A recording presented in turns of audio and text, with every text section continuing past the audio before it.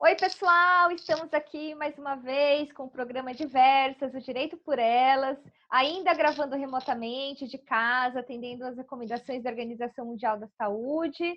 E como todos os demais programas da ESA, da Escola Superior da Advocacia da OAB de São Paulo, continuam no ar, porém nesse formato diferente, mas bacana também, com bastante conteúdo. Estou aqui com a Marcela Ortiz, a Priscila Pâmela, a Juliana Bastos, eu sou a Gabriela Araújo.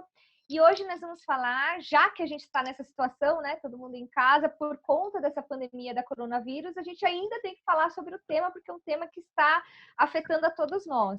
Então, nós vamos falar sobre a crise federativa e o coronavírus. Ou seja, como é que resolve essa situação sanitária, de crise sanitária, como que se resolve o conflito entre União, estados e municípios, quem decide o quê, né?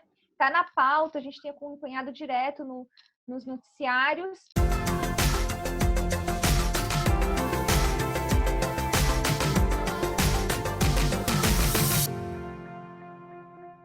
Não posso esquecer de falar que a gente está acompanhando seus comentários no Instagram e no YouTube. A gente tem procurado... Ai, gente, quase que eu esqueço de falar. A gente tinha combinado que precisava agradecer os nossos seguidores. Comentários de vocês no YouTube, no Instagram. Obrigada pela audiência, a gente está tentando responder em tempo, só que nós temos um probleminha, porque de nós quatro, a Marcelinha que sabe mexer melhor nessas coisas na hora de responder, então ela está ficando sobrecarregada.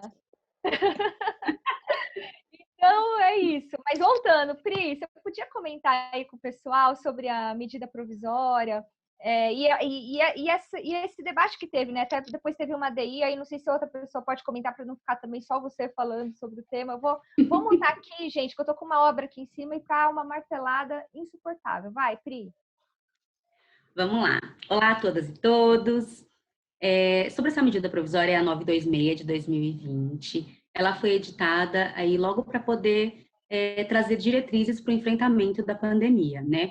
Para poder disciplinar ali quais seriam, então, as atribuições dos estados, dos municípios e da União. Ela traz três bases, três eixos principais considerados por mim, tá? Isso podem outros especialistas dar uma olhada nela e dizer, nossa, ela comeu uma mega bola porque que tinha uma coisa super importante, mas eu acredito que três são os grandes pilares. O primeiro é que disciplina todas as autoridades poderiam ali impor restrições à mobilidade, né, à locomoção portuária, rodoviária, aeroportuária, desde que observadas as regras e diretrizes da Anvisa. Uma outra questão, e aí essa foi uma que eu vou pedir depois, eu não sei se para a Ju ou para a Má, mas para poder complementar, que foi objeto da que poderia esbarrar e ali, né, ter um problema com separação de poderes, que todos os serviços essenciais deveriam ser estabelecidos, quais seriam, então, essenciais e quais não seriam pelo próprio presidente da República, pelo chefe do executivo. Então, isso, de fato, poderia atingir ali a soberania dos estados e dos municípios. E uma outra que é flexibilização de compras, né, de serviços para contratação de licitação, porque nesse momento, de fato, as regras de procedimentos licitatórios são muito complexas, e nesse momento é o mais prudente mesmo abrir mão de algumas delas, para que a gente consiga, né, comprar insumos, para que a gente consiga contratar prestação de serviço para o combate, para o enfrentamento da Covid. Então, esses foram os grandes pilares trazidos aí pela MP 926, que teve esse bum, bum, bum, essa repercussão enorme, e foi para lá no STF. Enfim, acho que... E aí o que eu queria falar no último dia 15, com base nisso que a Pri tá dizendo, né, da MP 926, o Pleno do Supremo Tribunal Federal julgou uma ação direta de inconstitucionalidade, o número 6341, em que arguía justamente se o contexto da medida provisória seria ou não constitucional, né? A partir disso, a gente tem toda essa relação da União e com os estados e os municípios. Havia aí essa questão a ser esclarecida, porque a MP aparentemente trazia para si o poder para poder legislar no âmbito da saúde, e como a Gabi e a Ju me explicaram lindamente, como maravilhosas constitucionalistas, essa questão ela foi trazida justamente pelo Pleno a título de uma elucidação, para que tudo isso não ficasse aí com essa dúvida. Eu não sei se eu estou sendo claro o suficiente, mas o que eu entendi havia uma dúvida de se a União estaria puxando para si as determinações, mas que não. Então, o Pleno do STF, ele declarou que não é inconstitucional a medida provisória e declarou que deve ser analisado caso a caso. E aí entra a explicação da Ju. Gente, eu não tenho capacidade nenhuma de explicar o que a Ju vai explicar agora. Eu ia precisar ficar uns 2 dias aqui estudando para poder explicar para vocês, mas ainda bem que eu sou a criminalista. Vai, Ju. Foi excelente. Imagina, você se colocou super bem. Porque a ideia é realmente que a gente compartilhasse aqui um pouco do que representou a decisão do Supremo Tribunal Federal frente à medida provisória. Então, quando houve, né, logo no início do problema do coronavírus, lógico, apareceram já muitos questionamentos sobre quem, entre os entes políticos, teria competência para atuar em relação a determinações que poderiam e ainda podem, né, porque ainda estamos ao longo desse processo, Covid, em termos das medidas necessárias para a contenção desse vírus. Então, a grande contribuição, como a Má colocou, que se reflete da decisão do Supremo Tribunal Federal, acabou sendo, na medida em que ele teve que analisar se a medida provisória ela trazia para o presidente da República essa responsabilidade, exatamente ficou muito clara na decisão do Supremo Tribunal Federal o entendimento de que se trata de uma competência concorrente entre os entes políticos para tratar de problemas relacionados à saúde. O que se entende por uma competência concorrente, né? Quando nós estudamos as competências previstas na Constituição e a gente se depara com um artigo na nossa Constituição que atribui para a União, estados e municípios, e aí coloca o Distrito Federal também, claro, como ente político, como sendo ali complementar a atuação deles, isso se dá na medida em que a União fica responsável pela edição de normas gerais, os estados vão produzir normas complementares e os municípios atuam dentro de um âmbito que envolve um interesse local. Do ponto de vista não legislativo, mas também do ponto de vista material, que a Gabi logo mais vai ter a oportunidade de deixar isso claro, do ponto de vista administrativo, de como se implementa o direito à saúde, de como se reflete no nosso sistema único de saúde, também a Gabi vai comentar, que a gente chama de uma competência comum. Então, com a decisão do Supremo Tribunal Federal, reconhece que compete a todos os entes políticos essa determinação. E um aspecto positivo que pode ser retirado da decisão do Supremo Tribunal Federal é a amplitude que a Marcela também levantou. Então, a amplitude de que ela está deixando para que a cada medida que seja necessária para o combate do coronavírus, a gente traga aí a questão se é uma atuação que envolve uma produção de uma norma geral que deva vir da União, se deva ser algo relacionado a um interesse regional que compete aos estados ou algo específico do âmbito municipal. Só que um lado negativo de tudo isso é que provavelmente também isso vai trazer uma maior judicialização da questão. Então, provavelmente, o impacto de tudo isso é que essas questões que envolvem conflitos entre os entes federativos, elas sejam levadas para que o Poder Judiciário, no Supremo Tribunal Federal, né, que é o órgão responsável por tratar de conflitos que envolvam a federação, para que ele se pronuncie a respeito. Mas, Ju, acho que a Ju fica falando toda hora. A Gabi vai falar que você tá vendo que eu tô aqui, né? mexendo. Desculpa, eu sei que eu estou fazendo careta. É que dá vontade de comentar. Então, é o seguinte, com relação a essa judicialização, a gente já acompanha, eu acho que quem é da área já acompanha que, infelizmente, como o nosso modelo é um federalismo cooperativo, ou seja, a Constituição estabeleceu normas gerais que deveriam ser melhor regulamentadas por legislação. Ó, a bateção, gente, falei para vocês que eu estou com reforma, tá muito ruim aí? Não é a minha casa que tá com reforma, é o vizinho de cima que não tem noção e não parou a reforma, né? Enfim, depois a gente pode fazer um programa sobre isso, chamar um civilista para perguntar o que fazer quando o vizinho não para a reforma. Desculpa, gente. Mas, tendo em vista esse modelo cooperativo, a gente tem já uma judicialização muito grande. Por exemplo, o SUS. A União, ela é um sistema único de saúde, que é maravilhoso.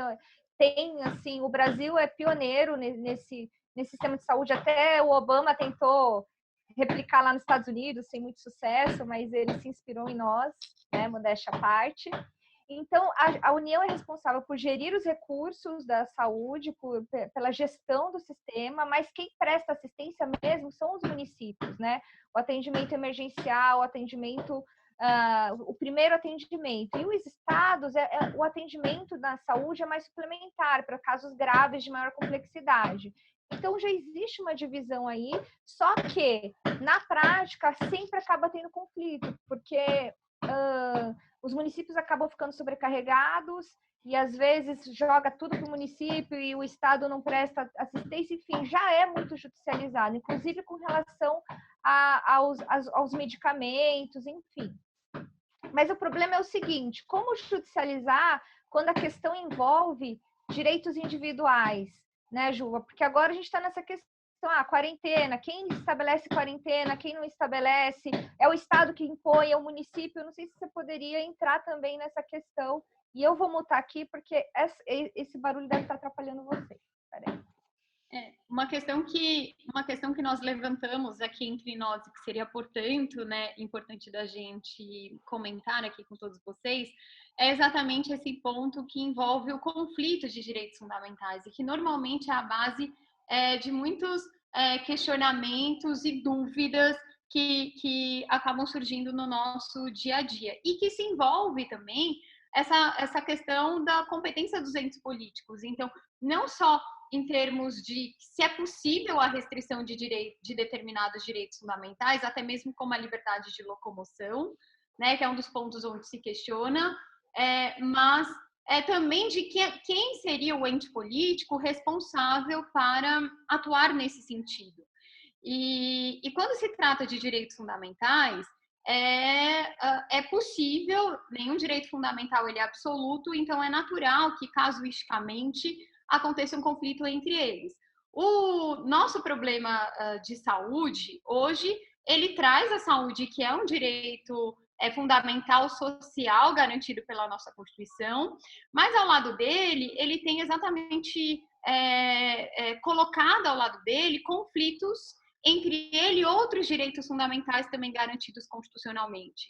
Então, diante desses conflitos, a gente trabalha do ponto de vista com a ideia de um sopesamento, a gente trabalha com proporcionalidade, razoabilidade a partir de situações concretas. Hoje, a prioridade é esse problema de saúde, que é um problema de saúde que a gente está, na verdade, tendo que enfrentar uma doença de uma alta contaminação, né, e rápida essa contaminação, e ao lado disso, de um sistema de saúde, que eu acho que até que a gente tem, esse aspecto é um aspecto positivo, a gente tem um sistema de saúde igualitário, de acesso universal, mas, de outro lado, a gente pode estar diante de uma situação onde esse sistema ele seja insuficiente.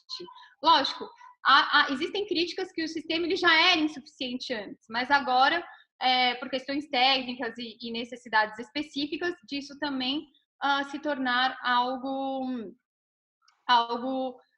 do ponto de vista material que traga a impossibilidade de dar atendimento a todo um grupo que eventualmente fique doente.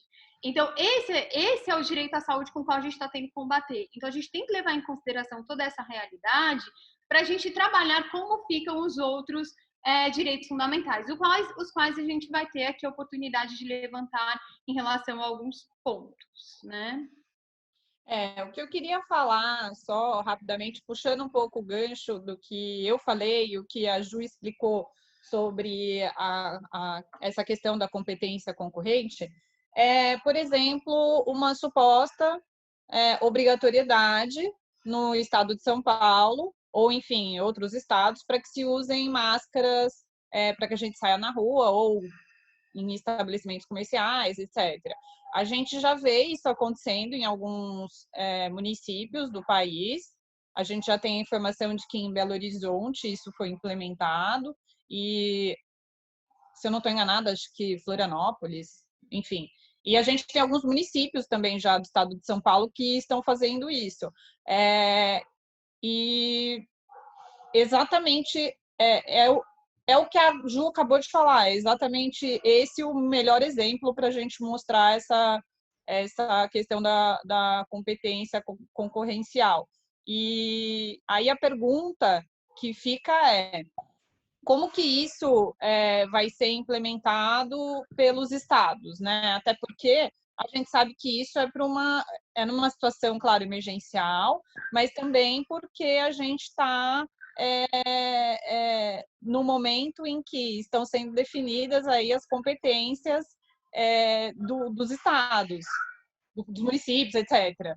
Eu não sei se eu me fiz clara, mas para mim isso é muito curioso. Eu estou colocando em prática um monte de coisa que eu aprendi na faculdade e que eu não prestava tanta atenção. É muito legal isso.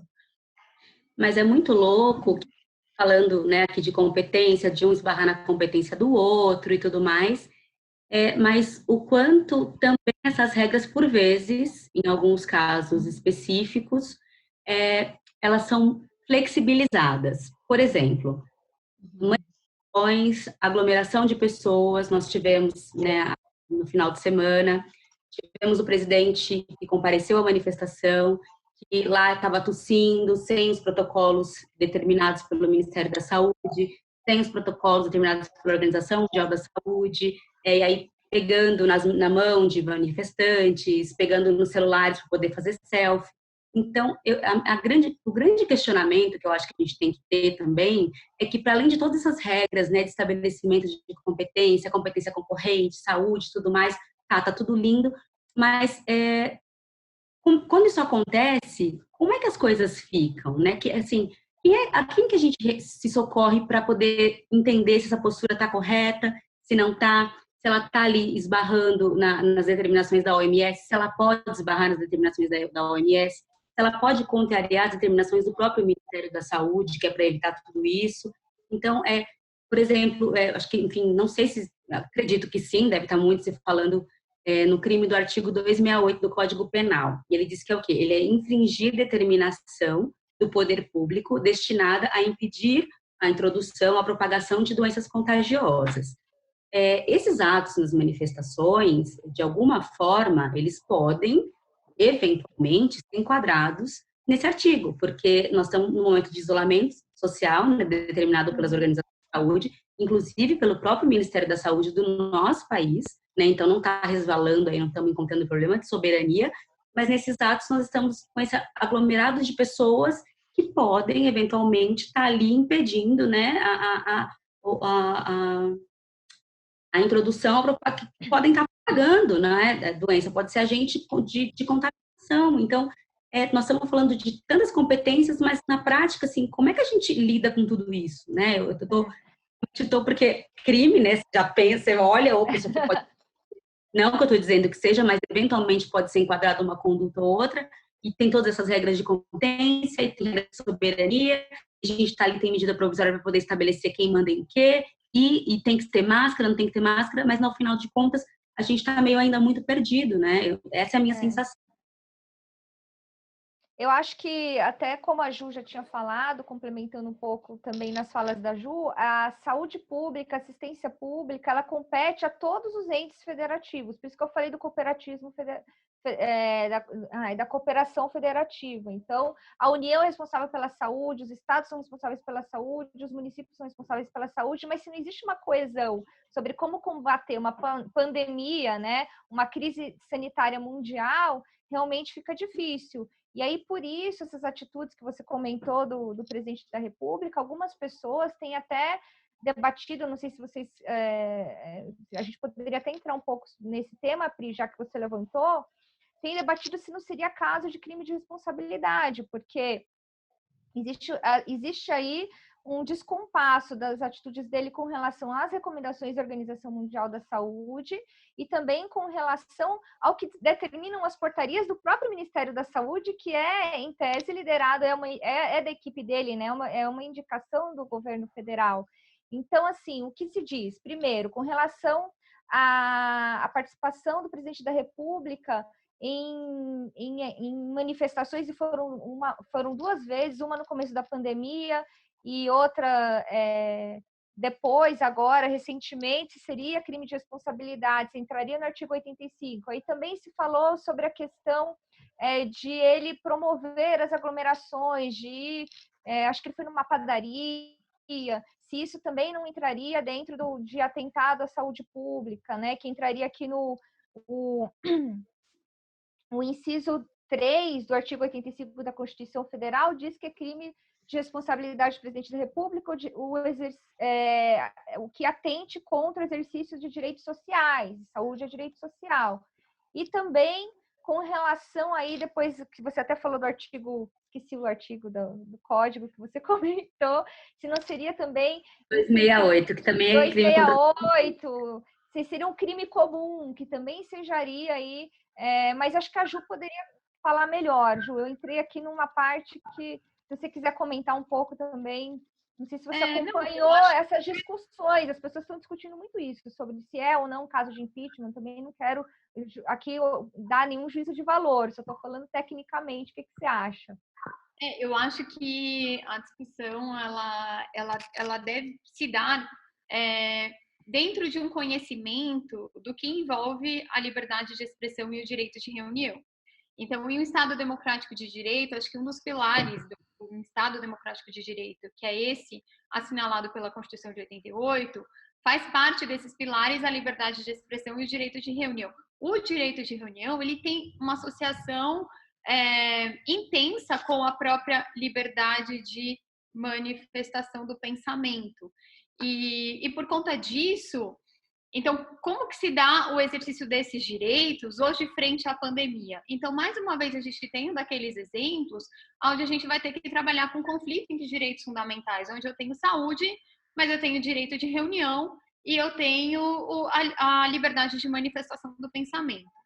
Em períodos de normalidade, não há problema nenhum em que o direito de reunião ele aconteça. Muito pelo contrário, espera-se que ele aconteça até como uma garantia desse modelo de Estado. Agora, em um momento de pandemia, onde uma das orientações da Organização Mundial da Saúde é o isolamento e o não estabelecimento de aglomerações, como que fica o direito de reunião que exatamente trabalha com aglomerações, né?